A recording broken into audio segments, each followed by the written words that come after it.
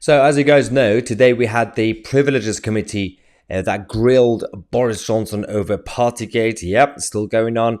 We're going to give you a proper update on the outcome when the whole thing finishes. But something interesting happened in the middle of the inquiry when, firstly, Boris Johnson got a bit rattled and emotional. But at the same time, the other side, the whole inquiry is chaired by Harriet Harman, who's already biased against Boris Johnson. So Boris decided to call her out for not being an impartial figure in this whole game. And let's just go to this clip that we have in the moment that Boris Johnson called her out, because her face is quite interesting. Before reading the evidence, which are plainly and wrongly prejudicial or prejudge the very issue on which you are adjudicating. I'm going to put your earlier remarks down to the general cut and thrust of politics and trust in what you have stressed at the outset, the impartiality that the committee insists upon and insists upon in your report. The committee is in fact supposed to be inquiring strictly into what I said about rule breaking rather than non-statutory guidance, so much of this interrogation is theoretically irrelevant.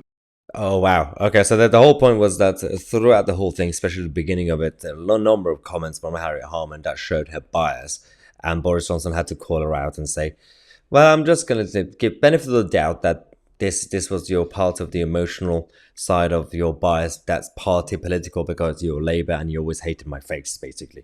But I trust that you go with what you said initially, the months before, that you will actually be impartial as the chairman. Because right now, the whole committee comes across as the whole committee and Harriet Harman are the judge and the prosecutor and everything at the same time, which is quite a bit of a problem. The issue I have with this whole Boris Johnson saga is, of course, some people are on his side, some people are against him, some people think that yes, he deserves to be punished because he broke the rules, and some people say, well, if he's going to get punished, it should be based on other things that he's done.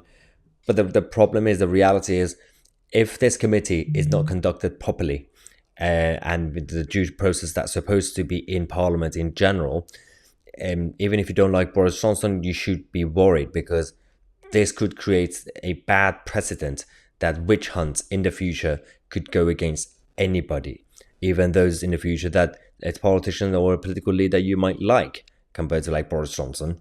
If they create the precedent, like as I said earlier today, the system in this country, judicial system and the political system, is based on precedents.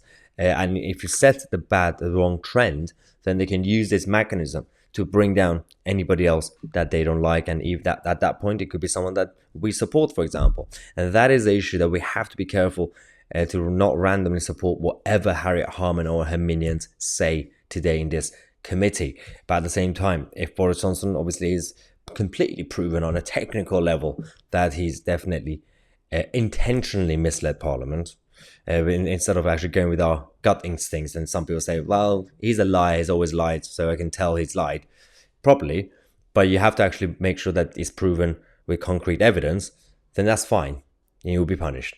And we'll set a good precedent to going forward for other people if they fall into the same trap. But at the same time, let's not forget that this was indeed a witch hunt from the mainstream media and the political establishment and the Labour Party, and it started over 2 years ago against Boris Johnson. Not to say that Boris Johnson is the good guy. Boris Johnson was also stupid to fall for the trap and actually whether it was misleading Parliament or breaking or bending the rules or anything like that. He should have been even more cautious during the lockdown, after the lockdown, before lockdown, throughout his whole premiership.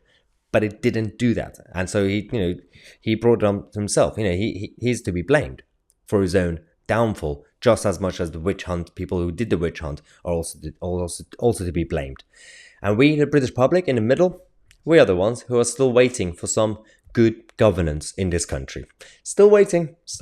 Anyway, thank you so much for watching. I'm Mahyar, Tousi, and we are the media.